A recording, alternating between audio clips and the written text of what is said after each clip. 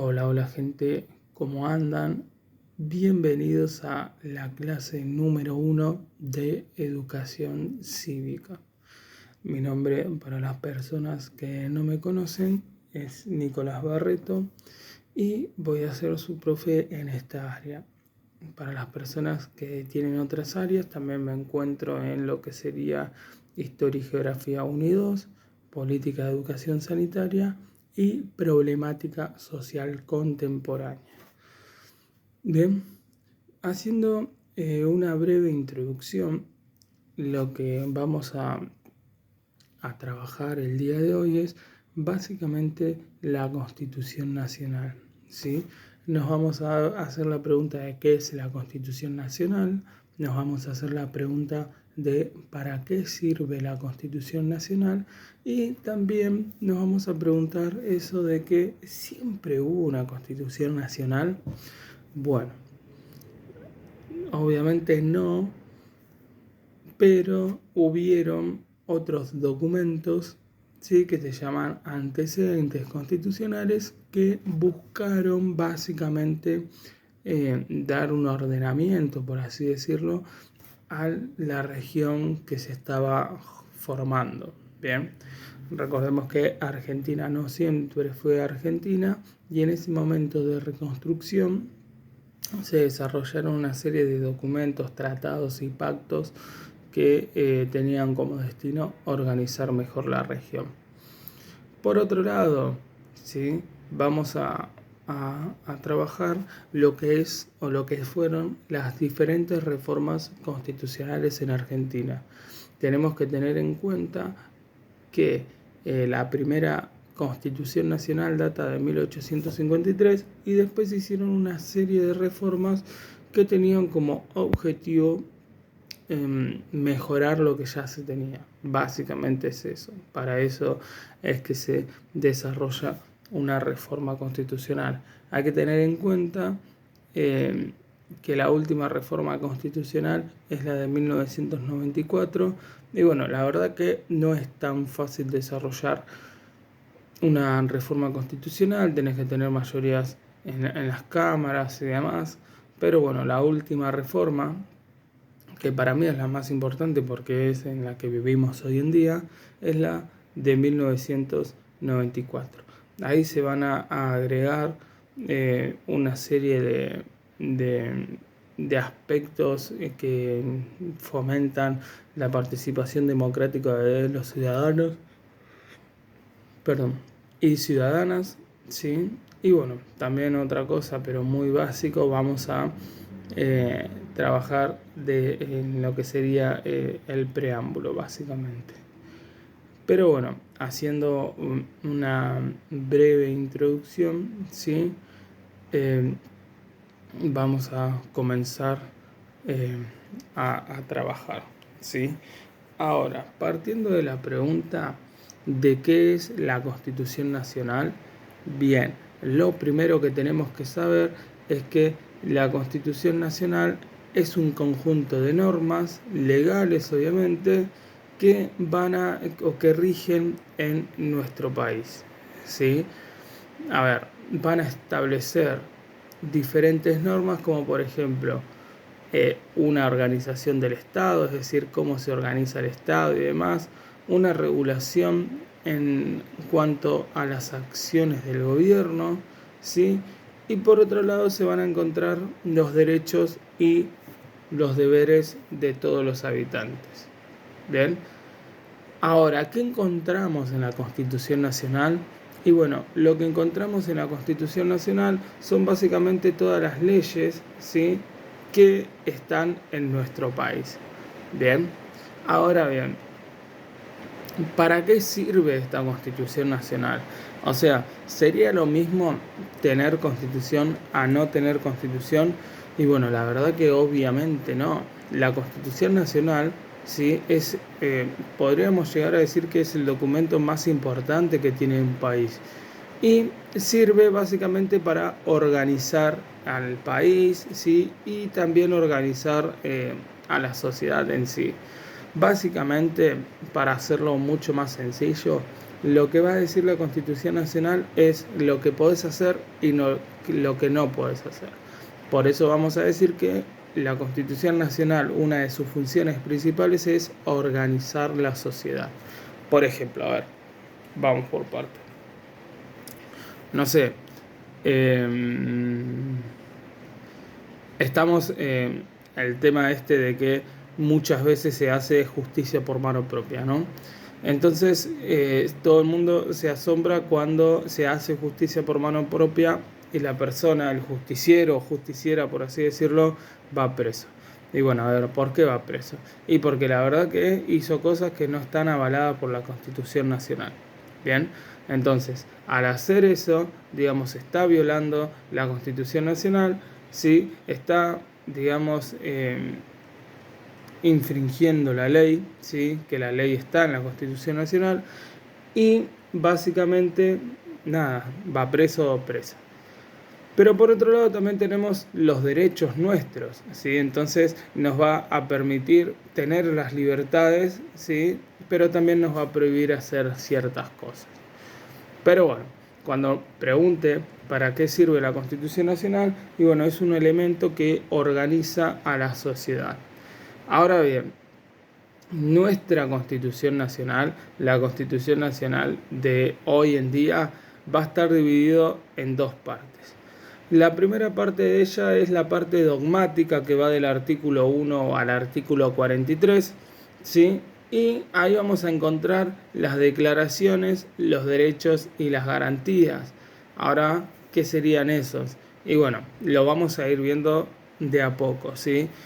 Lo que vamos a ver en el día de hoy son básicamente la Constitución y las reformas y demás. La segunda parte es la parte orgánica que va del artículo 44 al artículo 129 y va a hacer referencia a básicamente los poderes constitucionales. Ahora, la pregunta que sigue es, ¿siempre hubo una Constitución Nacional? No, la verdad que no. En 1853, luego de la caída de Rosas, se generó una Constitución Nacional. Pero anteriormente no, pero sí hubo antecedentes constitucionales. ¿Y qué serían esos antecedentes constitucionales? Son básicamente documentos que pretendieron dar una organización más formal, más legal al país. ¿Sí? A ver, son reglamentos y estatutos provisorios que se fueron dictando a partir de 1810 y 1820, ¿sí? Fueron prototipos o productos de constituciones fallidas, por así decirlo, y bueno, también nos vamos a encontrar con diferentes pactos firmados a partir de 1820, ¿sí? Pero bueno, una vez que se dictó la Constitución Nacional Argentina, tenemos que tener en cuenta que no se hizo desde cero, sino que el desarrollo de nuestra Constitución estuvo basado en otros documentos internacionales, ¿sí? Que son, por ejemplo, el de 1776, que era la Declaración de la Independencia de Estados Unidos, la Declaración de Estados Unidos y la Declaración de los Derechos del Hombre y del Ciudadano, ¿sí? Que son de 1789, que es básicamente lo que se relaciona con la Revolución Francesa. En ella se van a redactar los derechos de los ciudadanos, las limitaciones de los poderes políticos y las atribuciones de los poderes del Estado. ¿Sí? Repasando esto, tenemos que decir que la primera Constitución Nacional, ¿sí?, de 1853 no se hizo del aire. Va a tener una serie de documentos en los cuales se va a tener en cuenta y se va a apoyar. La Declaración de la Independencia de Estados Unidos y la Declaración de los Derechos del Hombre y del Ciudadano, que es básicamente la Revolución Francesa. En base a eso, que se habla de las limitaciones de los poderes políticos, las atribuciones de los ciudadanos y las cuestiones de los poderes, o de la división de poderes, o qué poderes tiene un Estado, ¿sí? En base a eso se va a desarrollar la primera Constitución Nacional. Bien, hay que tener en cuenta de por qué se hizo en 1853 la primera Constitución Nacional, y acá tenemos que hablar un poco de lo que sería la historia, ¿no? Eh, Tenemos que tener en cuenta que anteriormente a eso, bueno, se desarrolló la Revolución de Mayo, la independencia, las guerras por la independencia, después entró todo el periodo de autonomías provinciales y demás, y luego vino Juan Manuel de Rosas hasta que cayó básicamente por un levantamiento de Urquiza de 1852. Rosas era, podríamos llegar a decir, amo y señor de la región, gobernaba y dominaba, bien. Y una de las cosas que se le critica a este personaje emblemático para la historia argentina es que nunca desarrolló una constitución nacional, ¿sí? Por lo tanto, no hubo una unificación total del territorio. ¿Por qué? Porque básicamente la constitución también unifica todo el territorio, ¿sí? Nuestra constitución nacional tiene supremacía sobre las constituciones provinciales. Eso lo vamos a ir viendo después. Bien, pero por eso básicamente la primera constitución, si bien la Revolución de Mayo se hizo en 1810, por eso la primera constitución nacional argentina se llevó a cabo o se desarrolló en 1853. Bien, pero bueno, vamos a ir viendo cuáles son los antecedentes constitucionales, que recordemos que son aquellos documentos que intentaron dar una organización a nuestro territorio. ¿Sí? Nos vamos a encontrar con el Pacto Federal de 1831, que va a estar conformado por lo que serían las provincias del litoral, en donde se va a encontrar Rosas a la cabeza. ¿Sí? Ahora, ¿para qué se hace el Pacto Federal? Bueno, en ese momento, ¿sí?, vamos a encontrar en un conflicto entre unitarios y federales, que es una disputa política en ver cómo se va a organizar el país. Rosas era federal, por eso el pacto se llama Pacto Federal y se hace para evitar el avance de los unitarios, ¿sí? Por otro lado, va a tener otro destino, que es evitar el avance de alguna potencia o alguna invasión extranjera. Bien, es un acuerdo entre las provincias del litoral, ¿sí?, como por ejemplo Buenos Aires, Entre Ríos, Santa Fe, Corrientes, bien, y se tiene, una de las reglas que se tiene es que para tomar cualquier decisión se tiene que tener el consentimiento de la totalidad de las provincias, ¿sí? Había una comisión representativa en donde se comenzaban a debatir las medidas que se quieren tomar, ¿sí? Obviamente que también es un documento que va a tener como objetivo organizar a toda la región bajo un régimen federal, ¿sí? Y una de las cosas que se apunta es que se respete la libertad del comercio, ¿sí?, o del tránsito comercial entre las provincias, que no hayan ciertas limitaciones y demás, que puedan tener esa libertad de desarrollar básicamente un comercio, ¿sí? Bien, el siguiente acuerdo es conocido, llamado como Acuerdo de San Nicolás, que es antes de la Constitución, ¿sí?, en 1851, en donde se firma luego de la Batalla de Caseros, que es básicamente cuando cae Rosas. Va a estar firmado por provincias como Buenos Aires, Santa Fe, San Luis, San Juan, Corrientes, Catamarca, Mendoza, Tucumán, La Rioja y Santiago del Estero. Y el objetivo básicamente principal era desarrollar un congreso en Santa Fe, donde todas las provincias que conforman este acuerdo tengan el mismo peso, la misma voz, el mismo voto, y tenía como objetivo desarrollar una constitución, ¿sí? El siguiente pacto es conocido como el Pacto de San José de Flores, en 1859, y se firma luego de la batalla de Cepeda, ¿sí?, donde Buenos Aires va a caer en manos del interior. Es un conflicto entre Buenos Aires y el interior, ya que Buenos Aires no quería participar básicamente de la Constitución de 1853 porque lo perjudicaba en cuestiones económicas. Entonces se desarrolla básicamente un conflicto en donde van básicamente a una guerra civil, por así decirlo, en donde Buenos Aires va a caer en manos del interior.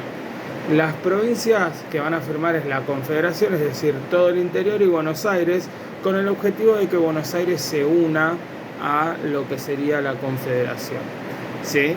A ver, ¿por qué era tan importante que Buenos Aires se una? Porque era la provincia que más riqueza generaba. Buenos Aires se va a unir, pero va a tener ciertas atribuciones. Por ejemplo, va a ser la de estudiar y analizar la Constitución de 1853, ¿sí? Y también, y hacer las series de cambios que les gustaría, ¿sí? ¿Por qué Buenos Aires hace esto? Porque la idea era nacionalizar la aduana. ¿Qué sería eso? Antes las ganancias de la aduana, es decir, todo lo que iba a salir, todo lo que se iba a comercializar con el mundo era solamente de Buenos Aires. Y la Constitución, al ser un país unificado, lo que iba a apuntar es a que eso, o las riquezas de las ganancias del puerto y la aduana, se repartan entre todas las provincias. Por eso Buenos Aires no quería ingresar a esa confederación.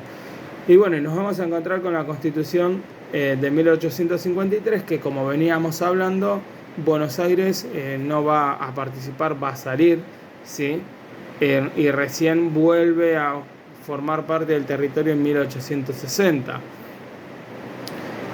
Al estar bajo un régimen federal o un estado federal, podríamos llegar a decir que cada provincia es autónoma, es decir, que pueden dictar sus propias leyes, ¿sí? Van a tener sus propias instituciones y van a elegir a sus propios gobernantes. Pero estas provincias no van a poder ser soberanas porque se deben ajustar a un orden jurídico federal. ¿Qué quiere decir eso?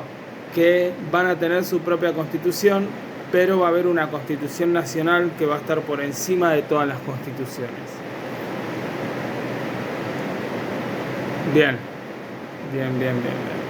Bien, ahora vamos a ir viendo un poco lo que serían las diferentes reformas constitucionales.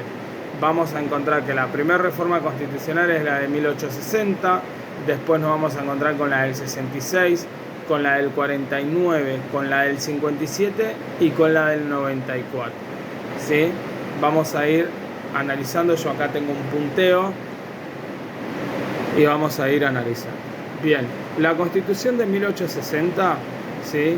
Se derogó la existencia, ¿sí? O se elimina la existencia de que se tiene que tener un plazo de 10 años para reformar la Constitución. Se van a agregar artículos como la libertad de imprenta y se le va a quitar al Poder Ejecutivo esa posibilidad exclusiva que tenía de suspender las garantías constitucionales. Bien, entre lo básico. Obviamente que acá nos vamos a encontrar con información básica y en el cuadernillo o en el material bibliográfico que tienen ustedes se van a encontrar todo mucho más detallado.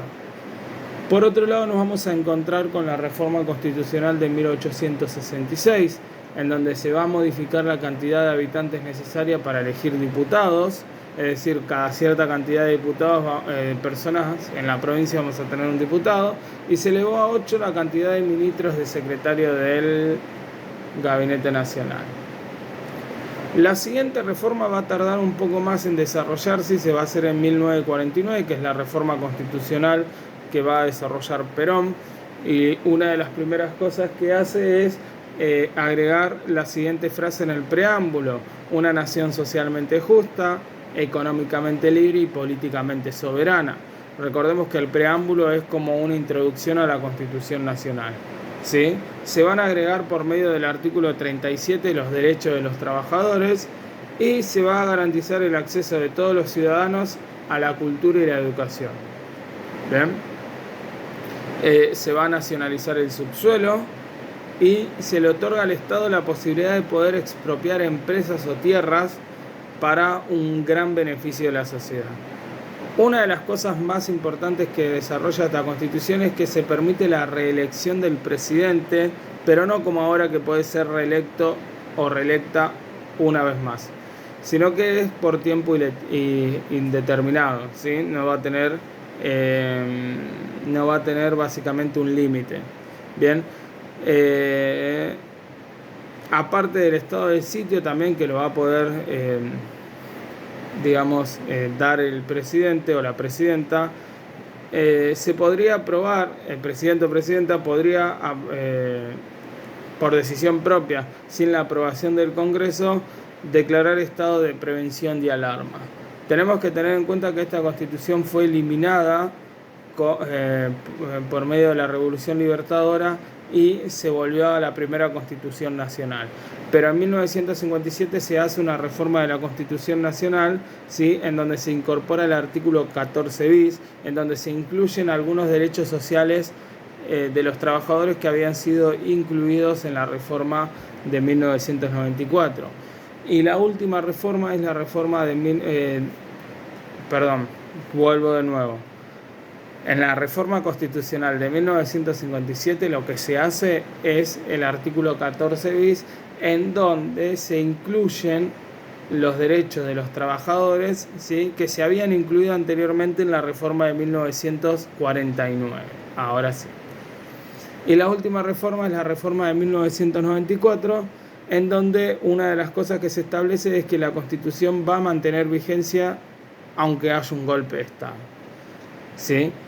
Se condena la corrupción, o sea, el enriquecimiento ilícito es condenado como un delito, se incorpora la figura de jefe de gabinete, ¿sí? Y se introducen algunas instituciones nuevas como la Defensoría del Pueblo. Se crea el Consejo de Magistratura, ¿sí? Que mediante concursos públicos a los jueces de los tribunales inferiores, ¿sí? Se va a elegir, va a controlar su desempeño y demás. Incorpora varios pactos internacionales como los derechos humanos. La ciudad de Buenos Aires se convierte como ciudad autónoma de Buenos Aires a partir de este momento, por eso tiene su propio gobernador o gobernadora Cava.